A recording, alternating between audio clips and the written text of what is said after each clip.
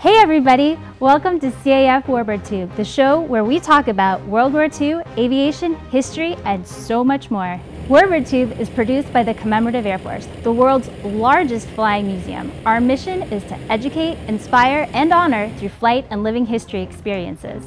The CAF began the Warbird movement more than 65 years ago, and thanks to the support of individuals like you, we continue to grow strong. We hope you enjoyed this episode, and now our host, Steve Buss. Thanks for watching and keep 'em flying. Good evening and welcome to CAF Warbird Tube. This is episode number 146. And tonight we return to the National Championship Air Races with a look at a very popular class of racing, that is the sport class. And we'll draw some parallels between the Unlimited, which usually has lots of Warbirds in it, with the sport class and talk about how that all came to be. But first, as we say, we'd like to welcome you to the show. And if you would, before we get started, please take a second to like, share, or subscribe and follow us. All right. And if you do subscribe on YouTube, click that bell icon and you will get notifications of new episodes of Warbird Tube when they go live. All right. So as you know by now, Warbird Tube is made possible by the Commemorative Air Force. You can find out more about CAF, our events, our aircraft, local units, or how you can join the fun by becoming a member of the Commemorative Air Force. Just visit us at commemorativeairforce.org. Now, as you're watching tonight, if you have any questions, just type those into the chat box, and we'll save some time at the end to make sure we answer any questions you may have. All right. Tonight, we're welcoming back Brad Haskin, who we spoke with a few weeks ago. We talked about the CAF's participation at the air races through the years, and joining him tonight to talk about some of the more current air races, Whyte, who has been intimately involved with the sport class racing and with aviation in general for many, many years. Gentlemen, welcome. Hey, Steve. Hey, Steve. How you doing? Good. Eric, tell us a little bit about your background and what you've been up to recently. Well, CAF-wise, I'm one of Diamond Lowe's pilots. I'm also one of the assistant air bosses out at Reno for the last couple of years, and I'm the air boss for the EAA Air Venture cross country race. And I live up in Alaska now. I'm flying 747s for a major airline going around the world, and currently just trying to stay warm because it's like minus 15 outside today, so it's a little on the chilly side. Eric, you never should have left Wisconsin. It was 44 today and sunny. Outstanding. Well, my airplane still lives in Wisconsin, so I commute back to go play with it. So I have a de Havilland Chipmunk that I fly on the air show circuit with another group of Chipmunk owners. So we have a blast with those. And something else in your hangar as well? Yeah, there's a 172 that is kind of an interesting airplane. It's an old straight tail 172, and I got talking to a friend of mine, and his dad flew in the military in Laos and Cambodia, and they had for the Air America operation, and they had two old straight tails, and so we're restoring it as one of their airplanes to tell that story because they did some really crazy stuff with it. So awesome, and we'll see that on the air show circuit sometime too, right? Hopefully, yeah. Good. And Brad, a little bit about yourself for those who are joining us for the first time tonight. Yeah, sure. Former Navy pilot, flew P3s in the Navy, and been involved with Warbirds for a majority of my life, doing this and that. Currently flight crew on Diamond Lil and Fifi. And I've been going to Reno since I was 4, so it's kind of just something that every September I was there. Air racing is in your blood. Sort of, yeah. All right. Well, go ahead and kick us off tonight. And Brad, tell us a little bit about the sport class. Sure. So, for the majority of the time at Reno, the Unlimited class was made up of all, old Warbirds that were World War II surplus that they had, from 1964 on. That's what made up the field. There were always rumors and kind of false starts of guys that were making home builds that they said, oh yeah, we can make a really small package and put a really tightly wound small engine in it and it'll go fast. And there were I'm going to say about a half a dozen various attempts from the 70s and through the early 80s. The only plane that really made a splash was Tsunami, which we had talked about, Jack Sandberg, in our last Reno episode. And, he built a home built, but he had a Merlin up front. So we're still talking World War II technology. In the early 90s, Bob Pond came out with the Pond Racer, which was a plastic airplane that was powered by 2 automotive engines. That didn't work, but part of the follow-on was, in 1996, John Parker, who was a champion Formula One pilot, he had a Glasair 3 that he thought, hey, I can kind of soup the engine up and sand it down, make it really smooth, and maybe I can go fly around, in the bronze class, the Unlimiteds. Wasn't able to qualify that year, but the following year, which is where this picture is from, there were actually 3 what I'll call kit-built aircraft that entered and attempted to qualify at Reno. I took this picture during qualifying of all 3 airplanes coming back in from one of their test sessions, and from left to right, it's an airplane that's called the Legend, which now has been re-engined with a PT6 turbine, but at the time had a big block Chevy in it. The plane in the center is Colonel Dave Morse, and he's flying the prototype of the Thunder Mustang, which was the Papa 51 2/3 scale composite scale Mustang, and then John Parker on the right there in his Glasair. That year, the only plane that actually qualified and made the field was the Thunder Mustang, but it was too slow to actually race. But from that, that was kind of the genesis that was really like, we've got airplanes that are pretty closely matched, and there's a lot of interest. There was really a lot of crowd interest and stuff that we had these home builds that were going out there flying on the Unlimited course. So the following year was when they kind of formed this sport class. That sort of coincided with a change in the rules in the Unlimited class to have a minimum weight. And I want to say airplanes had to weigh at least 4,500 pounds to race in the Unlimited class. And the reason for that is you don't want to be riding around in your Glasair and get stuck behind the wake turbulence of the Sea Fury. I've seen Mustangs that have been turned upside down at race altitude because they got caught in the wake of the Sea Fury, like Dreadnought or something like that. So those two things combined so that the following year they came out with an actual sanctioned class. And if you want to go to the next slide.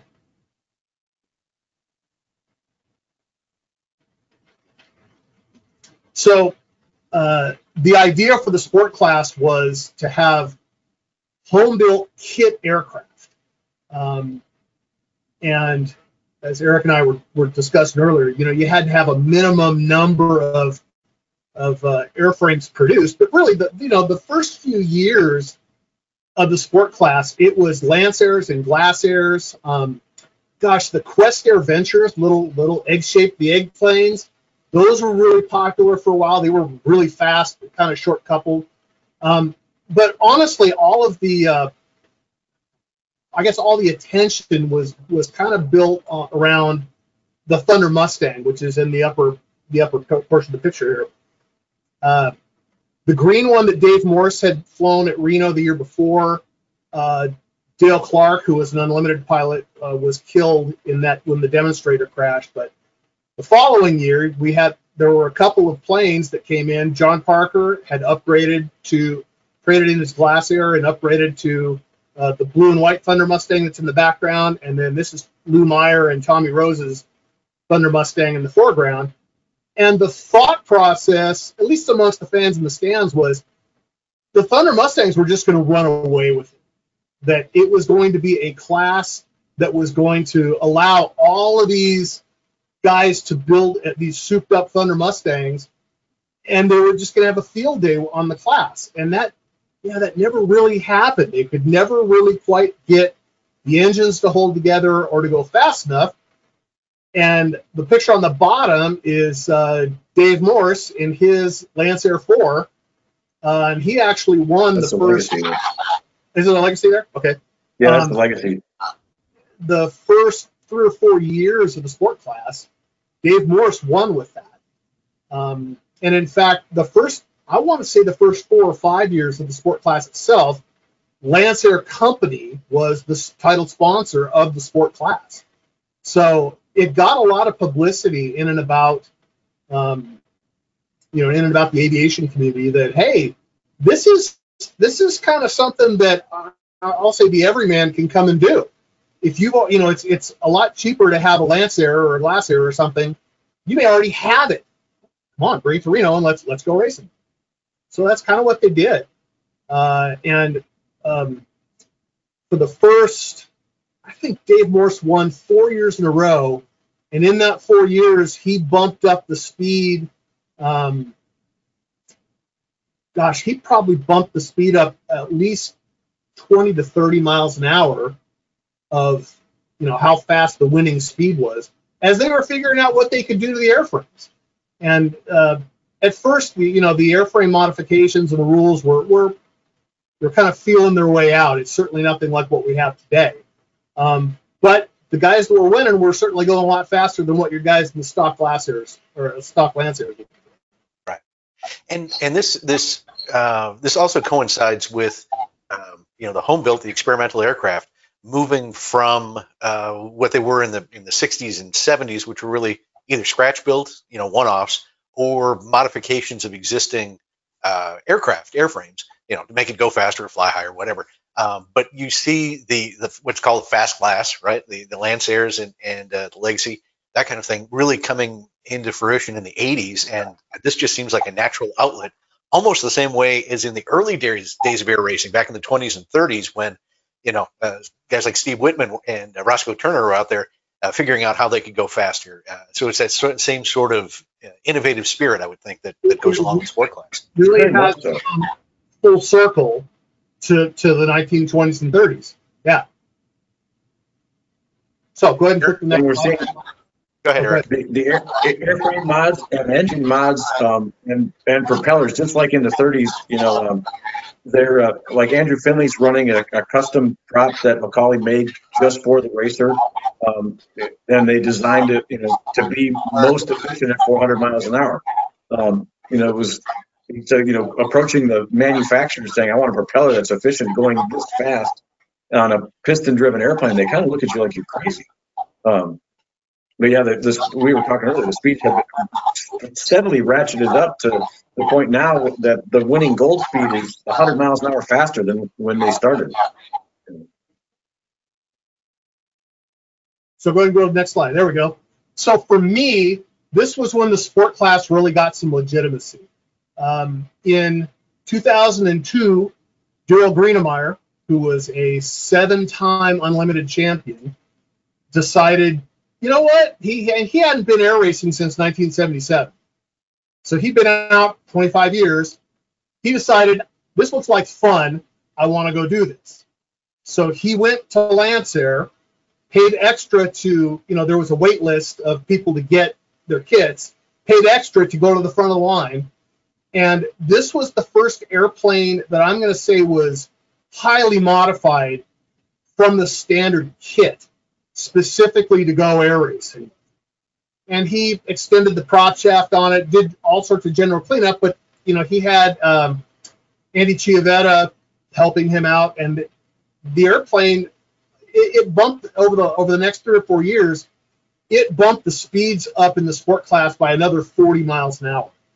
And Daryl Greenemeyer was one of the best pilots I ever saw fly the race course. And from the moment that he dropped down at pylon height in this airplane, it was like he was driving it on a rail. He was flying lower and tighter than anybody else out there, and he put on a flying clip. And it was stunning to watch him do this. We were talking earlier, Steve, that you said in the picture, this is the picture by my buddy Bucky Dawson, who takes some great pictures out there. It looks like he's almost in front of the pylon. Well, he was flying that low and that close to the cans, and it was just quite honestly a thing of beauty to watch him go do that. So he won 4 straight years, and as I said, he bumped the winning speed up to 365 miles an hour or something like that. That's ballpark, yeah. So, all right. So then the next stage of that was John Sharp. And John Sharp was one of the winningest Formula One class pilots ever. And he looked at the rules and he thought, okay, I think I can do better. He's a Lockheed engineer too, so he had the Lockheed brain trust behind this. And joked earlier with you guys that this is what I refer to as the NASCAR Dodge Daytona of air racing. The Nemesis NXT kit. You had to have a minimum number of kits available to the public to be eligible to run in the sport class, and I think that number was 6.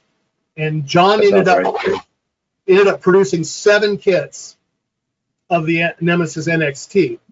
But this airplane, as you can tell, it is not made for comfort. It is purely made for speed. And he only actually raced this for 3 or 4 years, but he bumped the winning speed 2009 or 2010 or so. He won at over 400 miles an hour with this airplane. And it was enough of a jump, that in technology. This is the first plane that was designed specifically to be raced in the sport class. That airframe is now sitting in the Udvar-Hazy Center of the Smithsonian, next to some pretty hefty race planes of the past. So that airplane pretty much defined the, if you want to go fast and win, this is how you're going to have to do it. So in the 2010s, this is what the follow-on, I guess, if you will, to the technology has been. On the top is Jeff Lavelle, and he calls it a Super Glass Air 3. I don't know how much of that is stock. Eric, you can probably comment on that. But it's I had a conversation with Jeff several years ago asking him, the modifications that he made and what he had done as far as going fast. Well, what's the VNE speed on the Glass Air? And he goes, I don't know. I don't think they have one. But it's certainly faster than the Glass Air people ever thought it would go. And then on the bottom is Andrew Finley in his Lance Air, and between the two of them, they've won what are we, Eric? All but 2 of the last 10 or 11 sport class gold races. Yeah, something like it. That sounds about right. Consistently over 400 miles an hour. Yeah, and if their engines hold together, one of those two is going to win. They've dominated the class. Now that's a big if. I mean, they're running them pretty hard. The airframes have been, we kind of joke, the data plate's still stock, but they've done a ton of work, drag reduction, and then taking the engine technology. General aviation engines are not too far removed from the 1930s, and what these guys have done with their engine mods, especially Andrew Finley down at the bottom, they're both running over 100 inches of manifold pressure, which is really remarkable. And Andrew designed new pistons for, we're starting to see some of the cutting edge technology from other industries getting into aviation through racing with these two. So of note, Andrew Finley with the Still, if you can go back there for a second. Andrew Finley has the sponsorship from Still. He actually turned the Still sponsorship from his airplane into sponsorship at the races. And not only were they a primary sponsor of the races, but they also sponsored the television broadcasts of the races. So, we hadn't seen any real marketing that really tied everything together in the way that we've seen the Still Corporation become involved with it. And I really hope it's something that they can carry forward, because it really marks it's highly visible. You go to the races and Still is everywhere. So I'm hoping they'll get what's worth for that. It was a joke. Andy's team did hoodie sweatshirts, and they sold them to anybody that. And one, in the mornings at Reno, it's always kind of chilly, and then it gets progressively warmer. And we walked into the briefing, and I think 80% of the people, didn't matter what class they were in, they were all wearing Andrew Finley hoodie sweatshirt. So we jokingly tease Andy that he's the fashion consultant to Reno with the hoodie idea. There you go.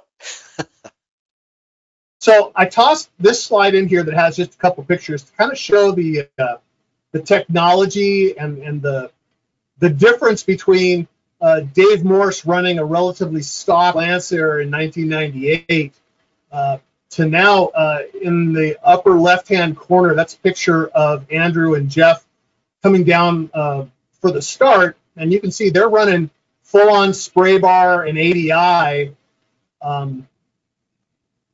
To keep the engine cylinder head temperatures down, and understand they're what, 550 cubic inch engines out there?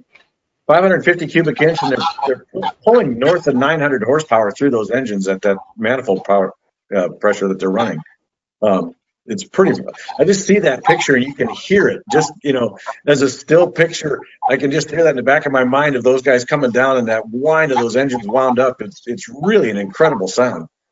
So they're running turbos. There have been all sorts of things have been tried, but they're running twin turbos. The picture that's next to it is one of the Thunder Mustang racers, and if you look close, he's running a 5-blade propeller. Now they didn't actually race that, but they did run it in qualifying. Andrew Findlay this year he was running a 4-blade propeller. I don't know what the diameter on it, but I think that the diameter of the tires on my car are bigger than the diameter of that prop. And he's got that thing spun up so tight. It's just amazing to hear. It's not the deep throaty roar that you hear of the Unlimiteds, but you definitely hear the prop noise. Kind of like comparing a NASCAR to a Formula One. It's got a much higher pitch to it. Very similar, yeah, the higher RPM. So the picture on the bottom left, I took that when they designed the Thunder Mustang. That's a brand new V12 Ryan Falconer engine that they designed specifically to run in the Thunder Mustang. So you're talking about brand new technology and spending the money to develop an aluminum block racing engine specifically for the sport class. And then the next picture is an Epsilon was TD30, I think. And Eric and I were talking about this earlier, that initially the class rules stated that it had to be a kit-built experimental aircraft. And a few years ago, those rules were relaxed to say it just had to be an experimental aircraft. So the Epsilon is French, and it is actually a company-built military train. But he comes out and he races it. And the reason I put that in there is if you look in the back seat, he's got 2 gigantic nitrous bottles that are stuck in the back. So there's really no limit to the things that you can try to run and get this great power out of for these airplanes. And it really is a lot of fun to watch him go. Yeah. And even though that's a Warbird, he's done a lot of. There's a lot of low-hanging fruit as far as drag reduction on those airframes, and compared to a stock Epsilon, even without the nitrous, he's considerably faster than a stock airplane, just from all of the cooling mods and other things that he's done to reduce drag on that airplane. For those who may not know, can you explain the purpose of the spray bar with the engine? You want to take that, Eric? Sure. So the spray bar, it's designed to dissipate heat. Basically, you spray water onto parts of the engine and evaporating to. It's just like an evaporative cooling system, and so that it's efficient, but you're kind of time limited because you only have so much water on board the airplane. So it's just a quick way to get rid of a whole bunch of heat, so you can run the engine hotter without damaging anything. And it's a common thing. The P40, a lot of the racers are doing it, and that was kind of World War II technology when they started running liquid-cooled engines of the Allisons, Merlins. It came out of that world, and now it's been adapted. The racers have kind of taken the ball and run with it because it's a quick and dirty way to keep the engine temperatures in check. when they're racing, you said limited amount of water on board. Approximately how long is a sport class race? How many laps are they doing, and how long does it take them to get through it all? It's 8 laps, and it seems like it goes by pretty quick when you're watching it. I think they're 15-minute heats, and that includes them diving down the chute, cool down, recovery. So they're it's interesting. Most of the sport class being on the race course takes about the same time as an unlimited event. They're flying the gold class is flying the unlimited course. When the sport class first came out, they had the sport class course, and as the speeds kept creeping up, they realized that well, hey, we're flying unlimited speeds. So now the sport gold, the jets, and the unlimited all fly the same course. And you were mentioning speeds, and we talked about some of the top speeds, but an average speed for the gold race is probably in what range? I think like 390s, low 50. Yeah, the kind of the minimum speed to get into the gold race is probably 330, 340, something like that. Below that, you're going to get into the silver. That's kind of where the competition has just gotten ratcheted up over the years. And this last year, both Jeff and Andrew, Jeff Lavelle, Andrew Finley qualified north of 400 miles an hour. And that, so for them, to be throwing those speeds down that early in the week, normally we didn't see them knocking on 400 miles an hour until Sunday afternoon. And they came out shooting this year with both of them qualifying. I think Andrew was like 410 and Jeff Lavelle was like 412.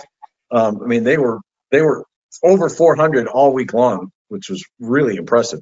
And these are speeds that if you transplant them into the unlimited class, those are gold race speeds in the unlimiteds too. Mm-hmm. So it's impressive. You're doing that. The unlimiteds are running 2,800 cubic inches. At least 1,650 for the Merlin. So you're talking an engine that's a third of that displacement. Yeah. Impressive. And amazing. If you look at their speeds this year, they would have been like, third, fourth in the unlimited gold, even with Bardall running. I mean, I think the sport class doesn't always get the credit that they're due, because a lot of the diehard Reno fans, they're not unlimited, and they kind of turn their noses up to it. But you look at what the class is doing. These two guys were, they're over 400 miles an hour. John Sharp's over 400. They give an award in the sport class called the Rocketeer Award for the fastest speed improvement from the previous year. And this year, the guy that won it was 30 miles an hour faster from last year. So that, and you think about, these airplanes are fast to start with, but then the amount of effort that it took to make that airplane go that fast, and it was aerodynamic mods. He had some big nitrous bottles that were in the right seat of the airplane, so there was some engine mods. But 30 miles an hour increase from their speed last year. There's some really, really impressive things going on in that class that people stop to take a look at it. It's pretty wild.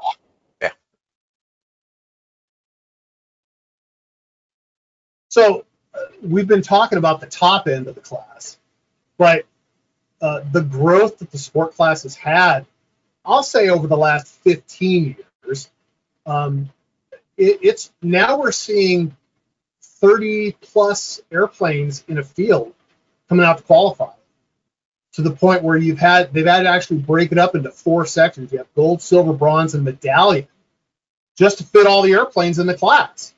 And at the lower end of that, it has really made it accessible for anybody that has a plane to come out and race.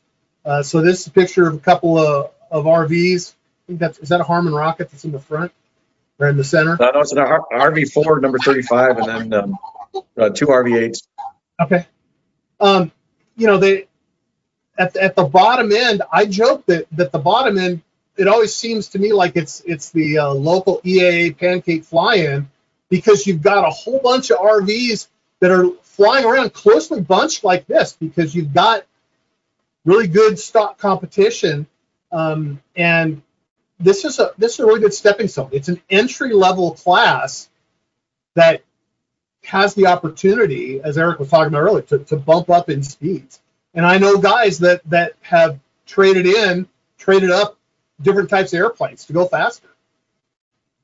Yeah, the RV group is, we kind of jokingly refer to it as the world's fastest formation clinic, because they are so closely matched in speed that this picture is not an abnormality. This is pretty normal on that, the medallion and bronze course with the RVs running around.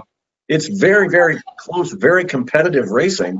And that class, they're not as fast as the gold racers, but they're really fun to watch because it can be anybody's race up until the checkered flag.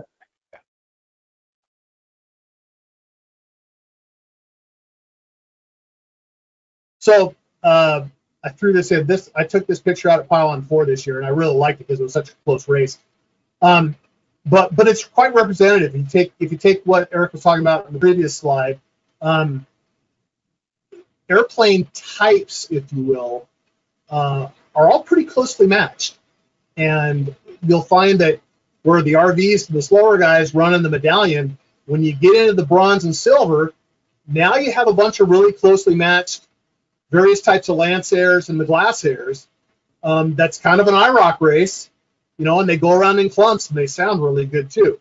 And then once you bump up to the gold, which this was actually taken in the gold class, the gold class it's where you have the fastest of all the types. You've got a couple of Lancers, a couple of Glassairs, a couple of Thunder Mustangs, and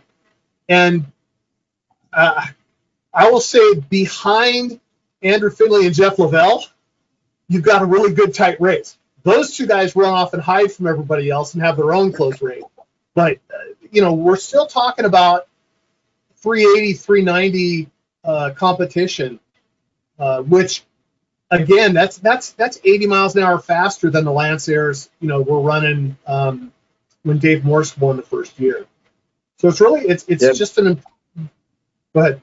This picture, the number 15 in the front there is Vicky Benzing, and we had to change the schedule because both Vicky and Jeff Lavelle were running in sport class and unlimited. They both flew P-51s. Vicky was flying Clay Lacey's airplane, and so as we were doing the schedule as the week went on, we had to look and see which class they were running unlimited in, and then figure out which one they were in. And as they kind of Jeff Lavelle was faster in his Glasair than he was in his Mustang, and so was Vicky in the Legacy. So it was pretty cool. But we're seeing a lot of that crossover between sport class and unlimited now with Jim Rust, who raced sport class for a long time, raced a P-51 and unlimited this past year.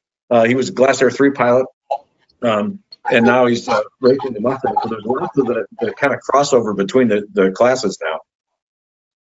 The other thing I wanted to mention was the same year that the sport class started, they started the T-28 class. And people are like, T-28s, they raced them and once. It never really took off. And part of what has made sport class successful, and popular, was number 5. The original number 5 was Lee Beal, and he was instrumental in the foundation of the sport class with Rick Vandam and Bob Fair. But Lee was the driving force behind that, and really, every time someone came up with red tape, Lee just sorted through it. And so a good deal of the success of the sport class is owed to Lee Beal and his drive and his vision to develop the class. And when Lee passed away, Bob Mills kind of took the baton and ran with it, and now Bob's retired after this past year, and Tim Slater has taken over. And he's going to be the third generation of leadership for the sport class. But what Lee did with Breathless deserves to be mentioned, that because he's taken the class from 3 airplanes essentially to the rest of RARA calls the sport class president Khan, because they brought the hordes to racing. Because like at PRS last year, we had like 45 airplanes. It was just a thundering herd. That there was more airplanes that qualified at PRS than could fit. There was a waiting list to get into sport class this year. That's amazing. And for those who don't know, PRS is? Pylon Racing School. So in order to race, you can't just go out and show up with your airplane. You have to get qualified. And I had a chance to do some ride-alongs in the training process, and the sport class does a phenomenal job. They're kind of the gold standard when it comes to it. They get together before racing school for about 4 days, and they do what they call formation workup. And they get everybody up to speed with join ups and rejoins, breakaway. They practice and practice and practice. They practice very, very heavy on formation skills, which you can see why when you look at that picture. They're constantly in formation, and so those skills are really, really key. So they work really hard on that, and then they do their after they get formation qualified, then they start putting them on the race course. And one of the coolest things that they do, and I wish we had a video of it, is one of their instructors will take all the rookies and they put them in formation, and they're not really racing, they're just kind of loping around the course, but it's a guided tour. And he points out, okay, as you're coming around this pylon, you're looking for the washing machine in the bushes and this and all the way around the course. He points out all the landmarks that kind of help you define the race course. And it was really fascinating to listen to. Like, so I wish we would have had it recorded, because when we do the new course, that's something I want to do, because listening to it in the tower, it's really fascinating to hear. I wanted to pump it over I talked to Danny Clisham about putting it over the speakers, because I'm sure the crowd would love to listen to the tour as they're going around the course as to what the pilots are actually looking for, for their landmarks on the course. Amazing. Well, speaking of video, we do have some video. We don't have that particular video, but we are going to follow D. Child, one of the sport class racers, to talk a little bit about his airplane, and a few of the other folks who are involved in the sport class. So sit back and enjoy our video. We're here for the final edition of the Reno Air Races. Been doing this for 59 years here, and it's unlike any other racing venue that I've ever been associated with, because in order to come do this, you have to go pass a school to make sure that you're safe to be out there on the course, because you're out there flying formation with guys at 50 feet above the desert, moving at 400 feet per second. In my case, in some cases, it's 700 or 800 feet per second. So you really got to trust the guy that you're with. So there's a lot of formation experience that's required, and they vet you pretty carefully before you get in to do this. It's like, make sure you're going to be safe to get out there and join this club. The sport class, a great group of people. Been associated with them for 3 or 4 years now. Probably some of the finest pilots you'll meet. In the most innovative class, because very few restrictions on what you can do with your airplane. So mostly experimental, up to 1,000 cubic inch, and that is our only restriction. So anything you want to do, turbocharged, supercharged, nitrous, is on the thing. So a lot of innovation, a lot of the stuff that you're going to see in the just general aviation and experimental aviation in general.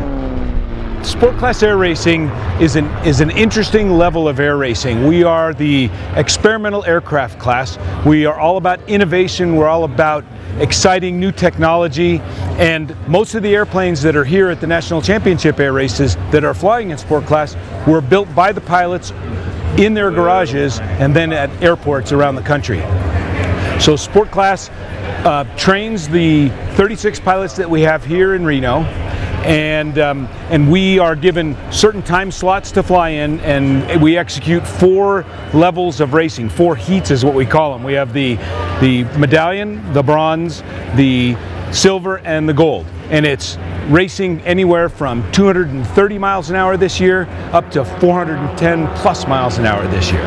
So there are tens of thousands of experimental aircraft, and more than that, people that are building them. So it's an avenue for more and more people to be able to get into high performance flying, air racing, and just exciting new things that I think we're going to be bringing to the world in the future. Actually, I owned a T6, and I did air shows in a T6 about 10 years ago. I was part of CAF, great organization.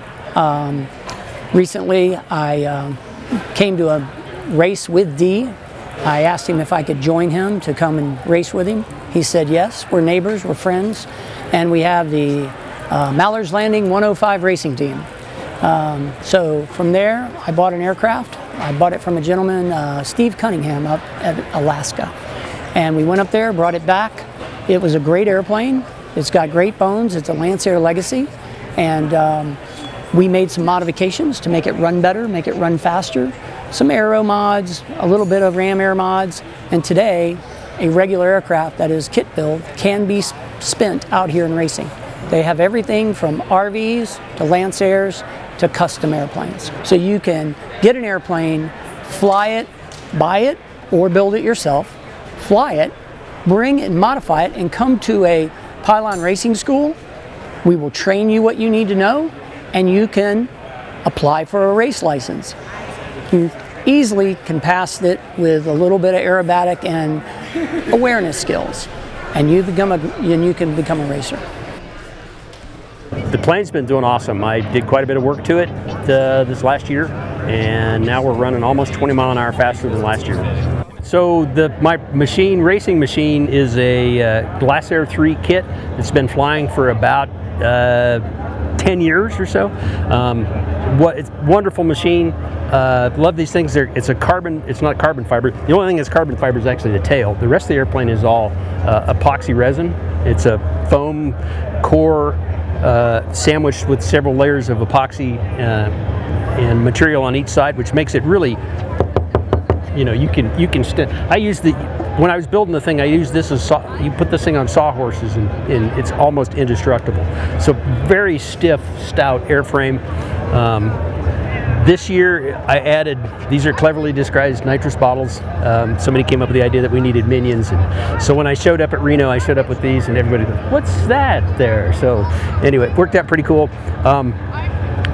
Wings, very stiff wings. It's got a spar that goes tip to tip on this wing that's 23-foot wingspan. It's capable of sustaining like 10 Gs if you wanted to go that far.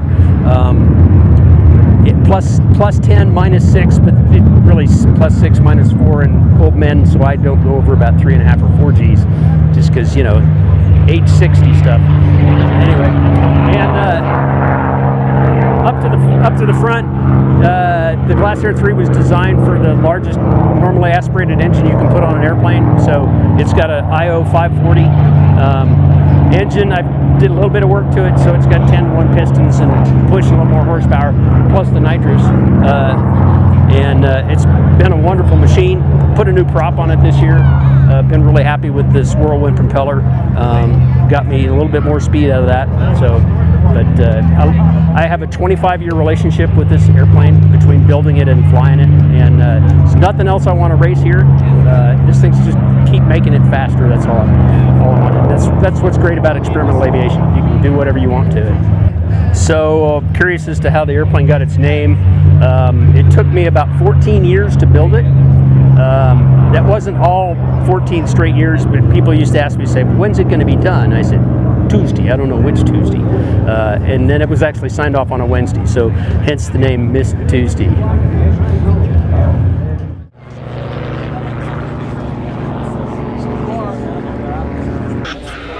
See him? Yeah. Yep. Go D, go D, go D, go D. Power it up, D. Let's go, let's go, let's go, let's go. Get the lead. Attaboy. Attaboy. Oh yeah, good job. Attaboy. Attaboy. This is the most, I've never been nervous for a race.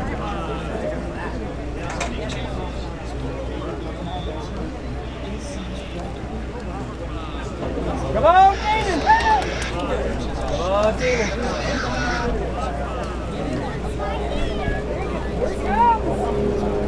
Oh yeah, all right.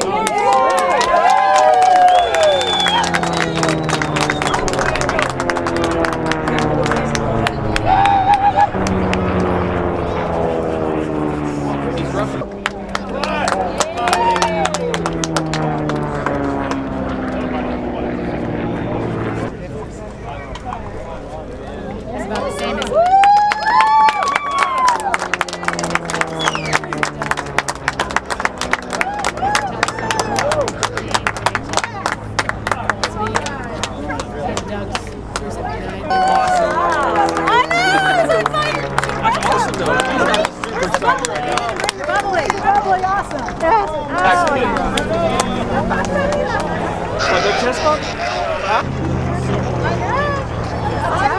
We got another fire truck ride. That's right. That's right. Steven said you're waiting.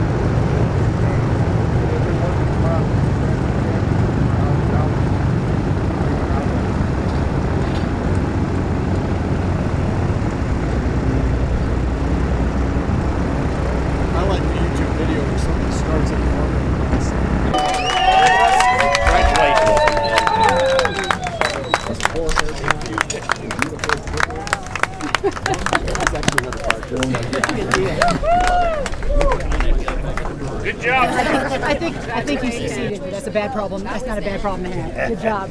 Awesome. Fantastic, buddy.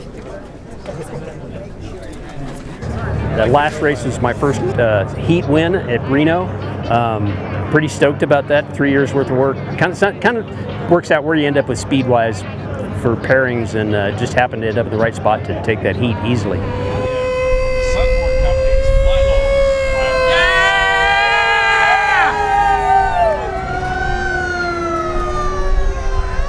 I've always been a motorsports fan.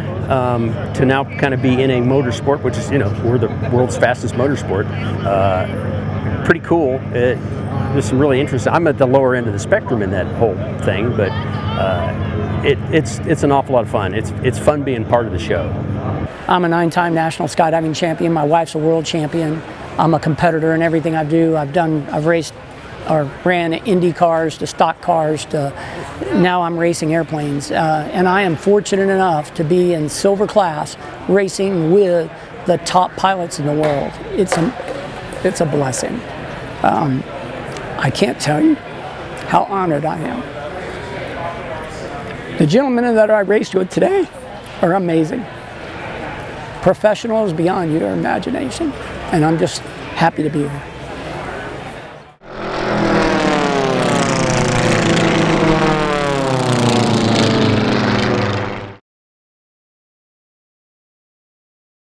And that's a great video put together. Blaine Seabolt from CAF headquarters was out in Reno, and yeah, he was out there shooting all sorts of great video, and actually picked the right person to follow around with Dee on race day. It was very well done, and some great footage of the races this year. Yep. And as we were watching the video footage there, Richard just typed in to the chat box here. This is what the 1920s era Jimmy Doolittles and Rickenbackers or Gyro Sperry would do if they could show up and race in the 21st century. So very true. Yes, very much so. And you know, just because Reno ended this year, you know, the future for sport class is looking really bright.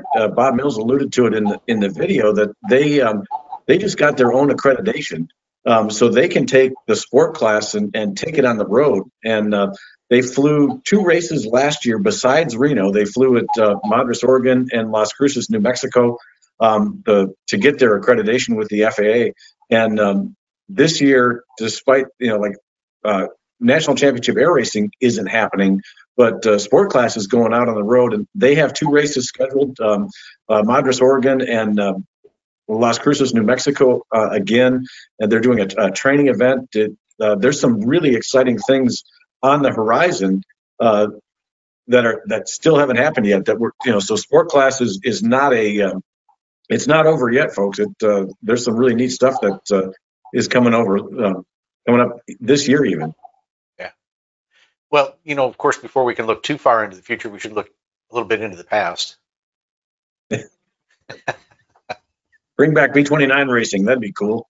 We can get Fifi and Doc, so that's 2, and yeah, a few more in that picture. What's the story behind this? It was a flyover. That's at the finish line at Cleveland with you see the Bendix pylon there for the Bendix Trophy race, and this was 46 or 47, I don't remember, but the Air Force did a big flyover at the start of the festivities for the Cleveland air races, and I thought I saw that and I'm like, well, the sound that you know, like of all of those B-29s flying over must have just been spectacular. And we talk about, Reno ending and how terrible that is, and it's going to move, and there's precedent for that because, for years the national championship air racing was in Cleveland, and then they had to move out of Cleveland, and everybody was like, lost their mind, and then they went to Reno, and it became wildly successful there. So I think there's that precedent for moving the event. If you ever look back at where the unlimited course was in Cleveland, it was completely insane. They were literally like flying through the city.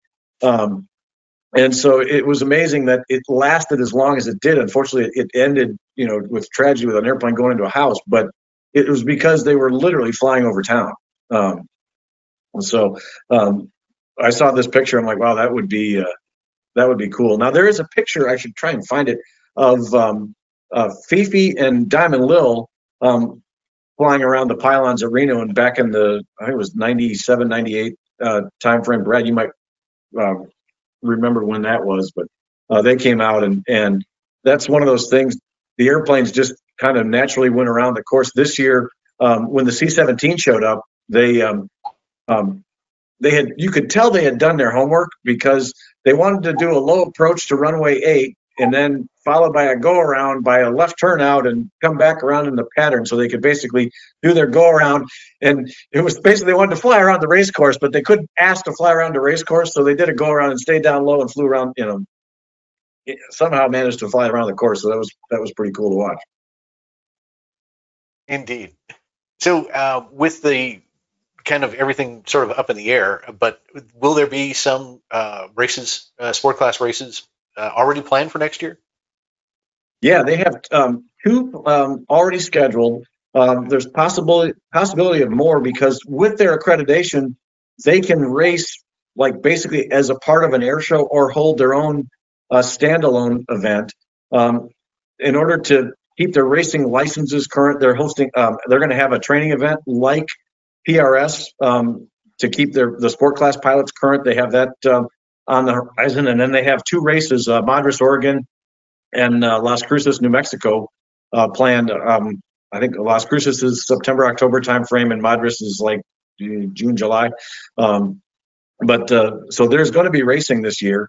They said 2 heats at Madras and 3 heats of racing at Las Cruces. So it'll be really exciting. And they're doing some really neat stuff with technology that's going to be kind of fun to watch. One of the things that they're working with is an onboard telemetry system.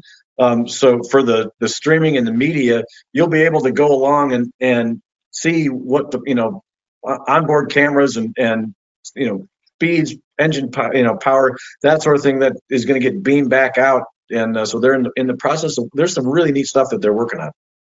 Awesome. If someone wants more information about the sport class, how to get involved, where do they go? The internet, like everybody else, I want to make sure I get the website correct. Hold that thought. I think it's sportclass.com, but I want to make sure that it's not sportclass.com. And they can check it out and follow all the results from past races, and then news and things. If people want to come out and see the sport class, Las Cruces and Madras, Oregon, and they're trying to do some some joint things. Brad, I was talking with Brad's brother is the ops officer for Diamond Lil and Fifi, and they invited us to bring the bombers out to Las Cruces as part of that event. So a chance to come out and watch some racing and see some warbirds and really have a good time. Excellent. Are either one of you slated to go out on tour with the airplanes this year? I think we both are. We got ground school coming up in about 2 weeks, and then the schedule right now, I think the schedule kicks off right around Sun and Fun, and so there's a mad rush to get the airplanes ready to go in time for that, as usual. Yep. But yeah, I'm looking forward to it. Yeah, in fact, anything to get out of Alaska and get back where it's warm. B-29, B-24 squadron.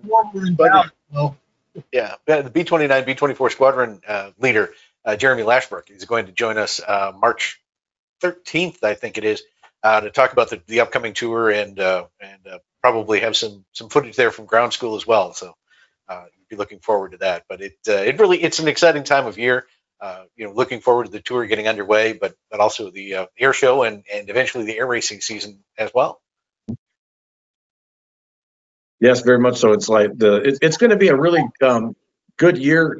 Reno Air Race Association is planning on having a new venue for the National Championship Air Racing.